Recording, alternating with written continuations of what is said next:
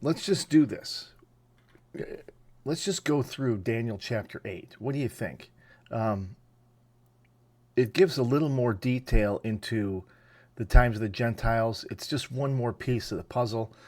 There are things that we will learn in this section, and it fits, of course, with the summary that I have, because Daniel chapter 8 is on the summary. So let's just include it. Let's just start going through it. I'm Bill Van Dyke. This is the Faithful Word Ministry.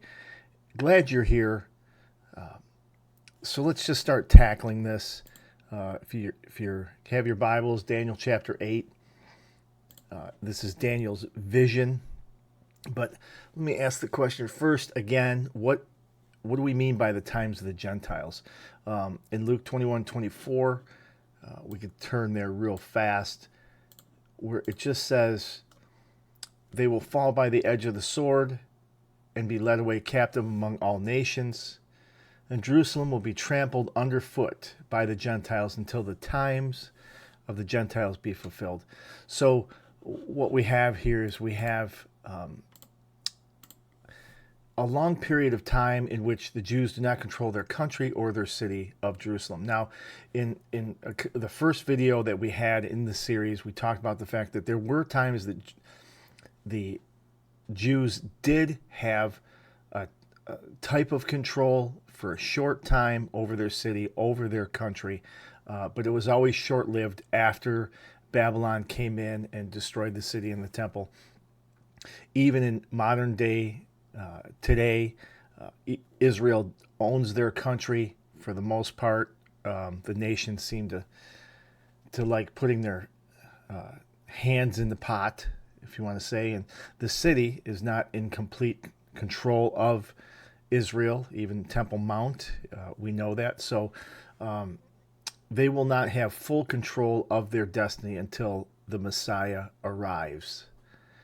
And that will, of course, be when Jesus comes back after the 7-year tribulation and sets up his millennial kingdom. And I can't wait for that. So getting into Daniel chapter 8 and the vision of Daniel, how we're going to look at this, break at least this video up, is Daniel chapter 8 from verse 1 to 14. You're going to see a ram with 2 horns. You're going to see a male goat with a single horn. And then you're going to see a little horn. And they are going to coincide with things we've already seen in Daniel 2 and Daniel 7, which in this next slide you'll see. Here's the comparison. You've got the head of gold, which coincides with the lion with the 2 wings in Daniel chapter 7. That's Babylon. You have the arms of silver, which coincides with the bear, right? He's up on one side. He's got 3 ribs in his mouth. And that would coincide with, in Daniel 8, the ram with 2 horns. One horn is actually bigger than the other one. The midsection of brass or bronze is the Greek Empire. That would be the leopard, 4 heads, 4 wings. And it would also be the goat with 1 huge horn. And then the legs of iron would coincide with Rome, the beast, this great beast, unlike anything they'd ever seen before. And then you have the feet and the toes of iron and clay, which of course coincides with the 10-Nation Federation, the time of the Antichrist, the little horn. But the interesting thing about Daniel chapter 8 is that this section talks about 2 different people. And just like prophecy does sometimes, you have a near fulfillment and a far fulfillment of prophecy. And this one will, because you'll have Antioch Epiphanes and then you'll have the Antichrist talked about. So this is how it all squares out between 2, 7, and 8. So why don't we just get into it and talk about the ram with 2 horns? And that's Daniel chapter 8, verses 3 and 4, where it says, I raised my eyes and saw, and behold, a ram standing on the bank of the canal. It had 2 horns, and both its horns were high, but one was higher than the other, and the higher one came up last. And I saw the ram charging westward, northward, and southward. No beast could stand before him, and there was no one who could rescue from his power. He did as he pleased and became great. So the ram starts out on the bank of a canal, and it had two horns. Now, the ram, as we know, is representative of the Medo-Persian Empire, the two horns. The Persian Empire became greater than the Medes, and that's why one horn was larger than the other, or higher than the other. And of course, he pushed up westward and northward and southward, and no country could stand before the Medes and the Persians as they were moving in, and this includes the Babylonian Empire. Very interesting story of how, excuse me, Babylon, the city, was taken by the Medes and the Persians, and of course that is written in the book of Daniel. So this goat, this ram, conquering and taking all this land, taking all these peoples, becoming the ruler of the known world at the time, meets, however, another beast. Now, if you just want to drop down real fast to Daniel 8:20, you will see that it says, "As for the ram that you saw with the two horns, these are the kings of Media and Persia." So the interpretation starts in verse 15. So just want to put that in there. But this ram, after a time, meets another beast, and it's a goat with a great horn, and that is in Daniel chapter 8, verses 5 through 8. And just reading it, Daniel says, "As I was considering, behold, a male goat came from the west across the face of the whole earth, without touching the ground, and the goat had a conspicuous horn between its eyes. He came to the ram with two horns, which I had seen standing on the bank of the canal, and he ran at him in his powerful wrath. As I saw him come close to the ram, he was enraged against him and struck the ram and broke his two horns. And the ram had no power to stand before him, but he cast him down to the ground and trampled on him, and there was no one who could rescue the ram from his power." And then verse 8, "Then the goat became exceedingly great. But when he was strong, the great horn was broken. Instead of it, there came up four conspicuous horns towards the four winds of heaven." Now, notice the goat comes from the west. We're talking about Alexander the Great. He was an amazing man, and the things that he accomplished before he was even 25 years old is an amazing list. But this great goat came from the west. He had a notable horn between its eyes. Alexander did more before he was 35 than most people do in their entire lifetime. He was amazing in what he accomplished. He cast the ram to the ground. Of course, the Greek Empire would come and conquer the Medes and the Persians, and they would become the next world power. We know that from reading Daniel 2, Daniel 7, and of course, history tells us this. Notice, no one can stand before him as he pushed to take over the whole earth, the face of the whole earth, the known world at the time. Because remember, the Bible speaks, when it speaks of foreign nations, mainly those nations are those that have interacted with the nation of Israel. That's why you don't hear about China or Korea or Japan or some of the Eastern nations, right? The Khans were running around at the time, taking over that eastern side of the world. Japan would go after China brutally, by the way. And so, but the Bible doesn't speak of these things because it's mostly looking at the individuals and the nations that interact with Israel. So that's why when we say the known world at the time, we're speaking of the biblical known world. No one can stand before him. But then what happens is he he, being Alexander the Great, didn't live very long, and which was sad. But this horn, when he died, four horns replaced the single horn. Four of his generals split up his country, his empire, and some of them were larger than the other, but this is what they did. And there were four generals. They had these four different tracks of this empire, which of course made it weaker than it was when Alexander ruled. And we know this is the Greek Empire. In Daniel chapter 8, verses 21 and 22, it says, "And the goat is the king of Greece, and the great horn between his eyes is the first king, Alexander. As for the horn that was broken, in place of the four others arose, four kingdoms shall arise from his nation, but not with his power." Alexander was powerful, but again, he did not last. And the four generals took over, and they weren't as powerful. And we know this because Rome would come in, that iron beast, who crushes all things before it, as iron crushes all things, and they would take over. So we then come to the fourth kingdom, the little horn, in Daniel 9 through 12, where it says this: "Out of one of them came a little horn, and grew exceedingly great towards the south, towards the east, and towards the glorious land," that's Israel. "And it grew great, even to the host of heaven. And some of the host and some of the stars it threw down to the ground and trampled on them. And it became great, even as great as the prince of the host. And the regular burnt offering was taken away from him, and the place of his sanctuary was overthrown.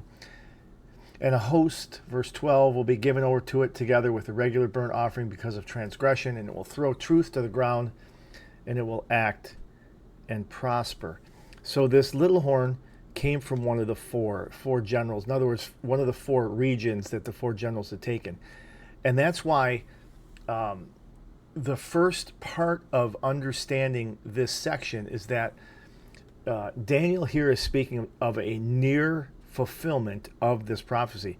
So this one grew the boundaries of the kingdom. If you know anything about Rome, Rome expanded greatly what the Greeks had taken. It threw stars down from heaven. Interesting phrase. You could think of, as it were, Satan casting or taking or gaining 1/3 of the angels of heaven and casting them down, but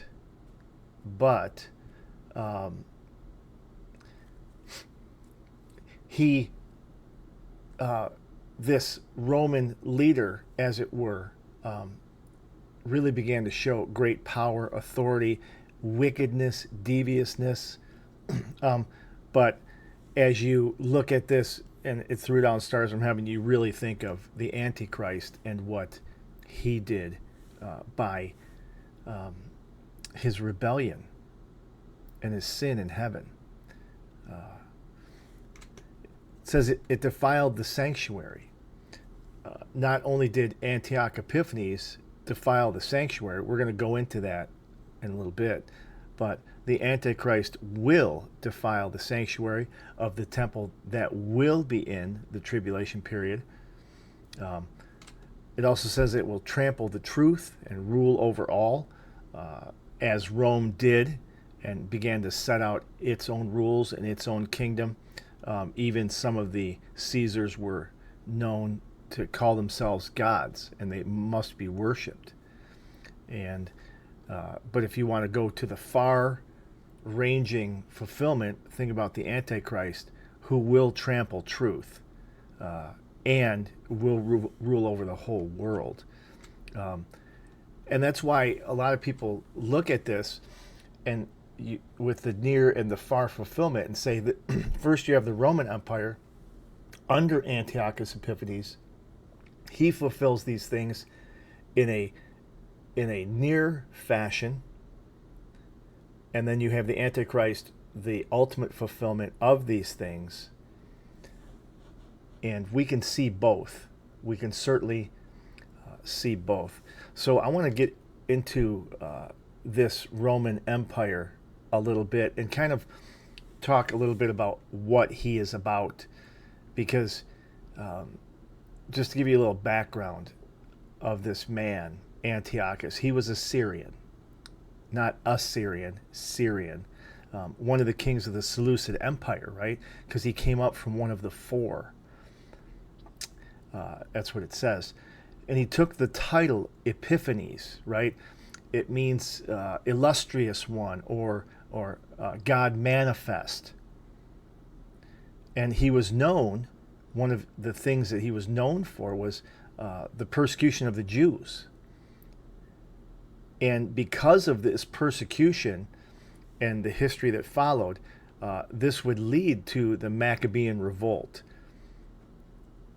which is part of the time that the Jews actually regained control of their country for a short time. But again, that would be put down afterwards.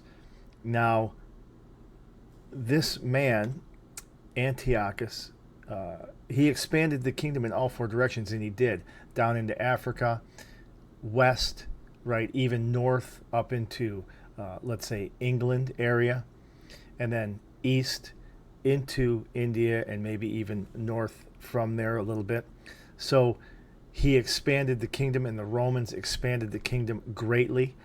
Now, what he would do is, in this persecution of the Jews, they had their temple, but what he would do is he would take a hog and he would slaughter it on the altar. Now, we know that a pig is an unclean animal to the Jews, and they would look at this as a great travesty in doing this.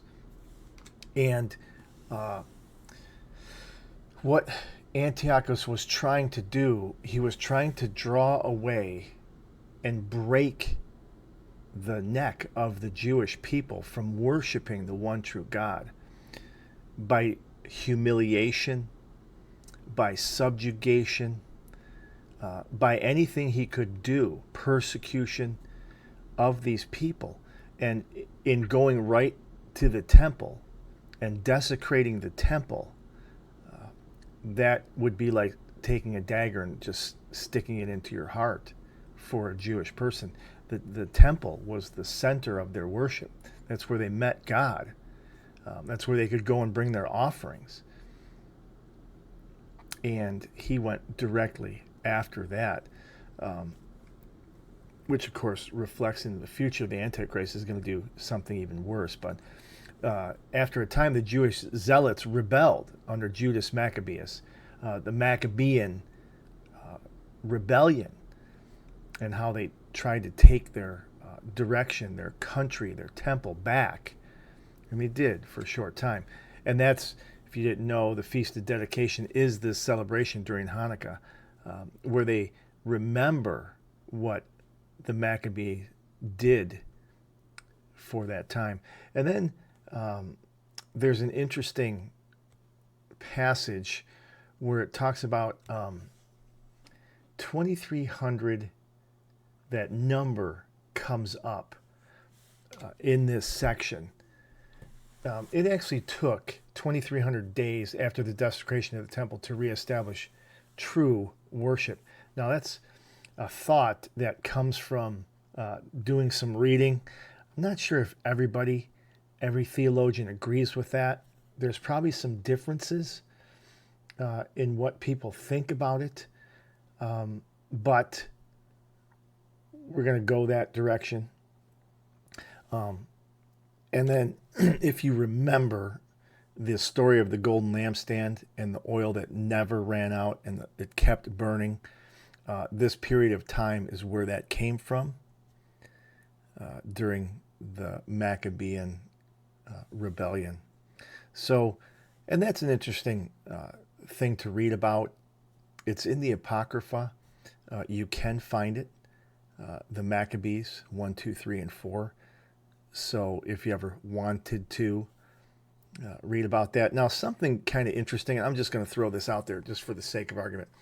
Two major cults actually come out of this 2300 days after the desecration. And the first one is the Millerites. They said Jesus would return 2300 years after the profaning of the temple, and he picked 1844 as the date.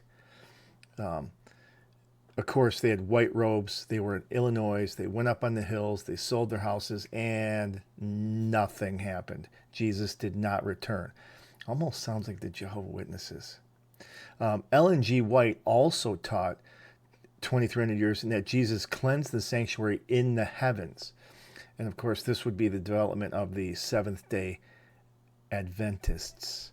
So there's just a couple things that happened because of this and how people take things out of context. And that's why I don't want to like die on that hill, but it's just an interesting thought in the history of Israel. So who is this man? We kind of went over it. He was a Syrian, and that comes from chapter 8, verse 9, where it says, out of one of them came a little horn. He was Syrian. One of the kings of the Seleucid Empire. He took the title of Epiphanes. He reigned from 175 to 164 BC, and he was absolutely known for his persecution of the Jews. Now, I told you, what do you mean we? You have a mouse in my pocket or something? Anyway, I told you there's a near resolution and a far resolution for this. So let's kind of look at the Antichrist section of this in verses 23 through 25, where Daniel receives the interpretation of his dream. It says, and at the latter end of their kingdom, when the transgressors have reached their limit, a king of bold face, one who understands riddles, shall arise. His power shall be great, but not by his own power. And he shall cause fearful destruction and shall succeed in what he does, and will destroy mighty men and the people who are the saints. And then verse 25, by his cunning he shall make deceit prosper in his hand, and in his own mind he shall become great. Without warning he shall destroy many, and he shall even rise up against the prince of princes, and he shall be broken, but by no human hand. So in this section, as we're looking at this, at the latter end of the kingdom, at the end of the time of the Gentiles, will this one man arise. He has a bold face. In other words, he is going to take control, and he's going to be very charismatic, and everyone is going to lean towards him, and he's going to quote unquote understand riddles. Now, understand that this man will have satanic backing and demonic presence. So of course he's going to be able to understand earthly riddles. He's going to seem like a genius to the people of the world because Satan is the one who's behind him. He has power, but it's not his own. There will even come a time mid-trib that he is possessed of the devil himself. He is only one of two people in Scripture that are actually possessed of the devil, the first being Judas, the second being the Antichrist. It says he will cause fearful destruction and shall succeed in what he does. This man, this Antichrist, is going to do wickedness beyond what we have ever seen in the world. And we've seen some brutal atrocities in the world. We have seen, even in our own age, people being beheaded on camera. We have seen the marches of people, prisoners of war, and just dropping dead. We have seen graves filled with human beings, Jews and Christians, just trotted out there naked and shot. We have seen ovens that have burned people to death. But this is going to be worse. His reign is going to be worse. It's going to be unspeakable what he does to people. And it says he shall even destroy mighty men in verse 24 and the saints. We've read that before. We've seen that before, that this little horn, this Antichrist, is going to come after all those who name the name of Christ during the tribulation period. He's going to hate them because he hates Jesus Christ. And he wants to replace Jesus Christ. Remember, anti, two meanings. It means against, but it can also mean in the place of. And he wants to take the place of God. And the saints are a reminder to him that Jesus lives and he's real. So he's got to kill them and get rid of them and enslave them. And he will. But even if, and it says, he rises up against the Prince of Princes. Even if he does this, and he will. That little horn has a great mouth speaking blasphemous things. He blasphemes the God of heaven. He blasphemes heaven. He blasphemes the temple in heaven. He blasphemes the believers that are in heaven. In other words, he is trying to get people's minds off of those things, make it seem like they don't even exist. What I think is terrifying is, you may have heard it, I've heard it, the fact that AI today, and there are people that want AI to rewrite the Bible in man's own image, start buying Bibles and hiding them. Because when the rapture comes and the Antichrist begins to slowly take these things away, people are going to need them. And we need to put them all over the place. But it says, without warning he shall destroy many. He's going to be horrible. He will rise up against the Prince of Princes. But what's cool is, he shall be broken, but not with a human hand.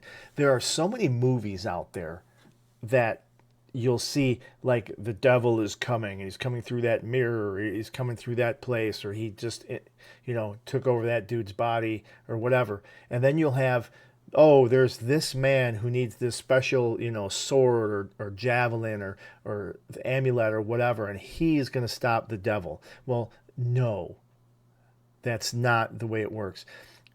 Satan, who used to be named Lucifer, was one of the most powerful, if not the first created angel in heaven.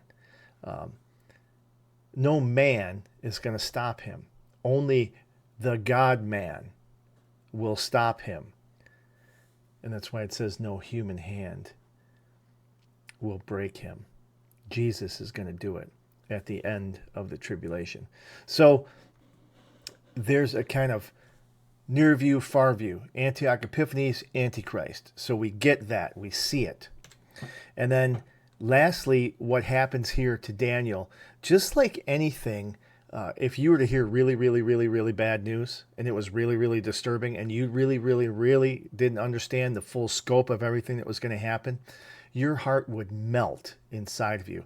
And that's essentially what happens to Daniel in verses 26 and 27, where he says, the vision of the evening and the mornings has been told is true, but seal up the vision for first many days from now. And I, Daniel, was overcome and lay sick for some days. Then I rose and went about the king's business, but I was appalled by the vision and did not understand it. Daniel first reminds us that the vision is true. It's going to happen exactly the way that God told him, and he wrote it down. So the people of that time could trust it. The people who heard Daniel and who read the letter could realize and look and see that these things were going to happen. And we look back in history and they did. Which means if the things that in history have happened to the nth degree, we can certainly believe that the Antichrist and his kingdom are coming. And there are many that believe that that's nearer than it's ever been. It's right around the corner. And this world is actually setting itself up quite nicely for one man, Antichrist, to take over and rule everything. There's even people in this world, like the WEF, who they would bow the knee immediately to this one man to take over the world, because that's essentially what they want. But it is to be sealed up. Seal up this vision. It's for a specific time, because it refers for many days from now. So, and that is actually understandable, because Daniel couldn't understand everything in the vision. But as it's happening, or as you look back, that vision unseals itself. And then you begin to understand the full ramifications of everything that was said. Many days from now, of course, we know there's a near and a far, right? So Daniel, the Babylonian captivity, he's in Babylon, but now he knows the Medes and the Persians are coming. Well, many days from now, the Medes and the Persians would conquer Babylon. You go on farther, and the Greeks would come. You go on farther, and the Romans would come. You go many, many, many hundreds of years farther, and the Antichrist shows up, the little horn. Many days from now. So near to far. Near to far. It fits. It's the normal, natural usage of the text. But he was appalled by the vision. I tell you what, I'm glad that God doesn't reveal to me super sick and terrible things that are going to happen in the future. I mean, we have a picture of it in the book of Revelation and some things in the Old Testament, but I don't want to know details. God knows all the details, but since he is holy and righteous and just and love and mercy and grace and omniscient and omnipotent and omnipresent, he can handle it. I can't. You can't. Daniel was appalled because it was disturbing, and he really didn't understand the whole thing. He understands it now, and so do we, because God is good. God is good. And I'll just leave you with the picture of the goat slaughtering the ram there. Daniel chapter 8, it fits in with what we're talking about. And the summary, when we get to that, you will see just how everything fits together, because it fits together perfectly, and there's no questions about it. Liberals whine that Daniel was written after the fact. It wasn't. It's prophecy at its ultimate, because God knows the end from the beginning, and he lets us know what's going to happen. He's the only one that can do it. So I trust this has been a blessing for you. More to come. More to come. We're going to get into the churches in the book of Revelation. We're going to talk more and start getting into the book of Revelation. We've got, what do you mean we? I keep saying we. I've got the study in the book of Jonah. We're going to talk about the mysteries. Maybe we is like me and you listening. That would work too. So there's a lot of things that I have on my plate that I want to get out there to help people understand the scriptures. The mysteries of the kingdom are phenomenal, and that one we're going to get to soon. Anyway, I'm rambling. Have a blessed day, and we'll see you again.